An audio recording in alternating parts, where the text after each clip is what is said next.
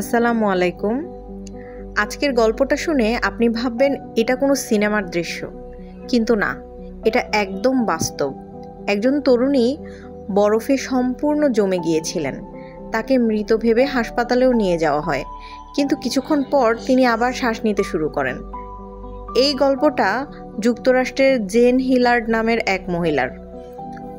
1980 সালের ডিসেম্বর মাসের মিনেসোটার হাড় কাঁপানো শীতে জেন গাড়ি দুর্ঘটনায় পড়ে যান এবং সাহায্যের জন্য বেরিয়ে হাঁটতে থাকেন।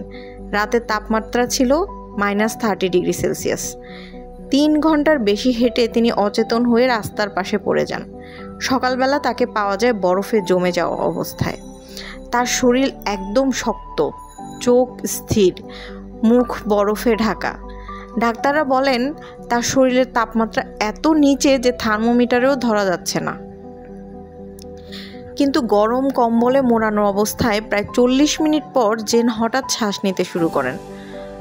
অলৌকিকভাবে ফিরে আসা, তিনি পুরোপুরি সুস্থ হয়ে ওঠেন। মস্তিষ্ক, শরীর বা হৃৎপিণ্ডে কোনো ক্ষতি হয়নি। এই ঘটনা আজও চিকিৎসা বিজ্ঞানে এক রহস্য।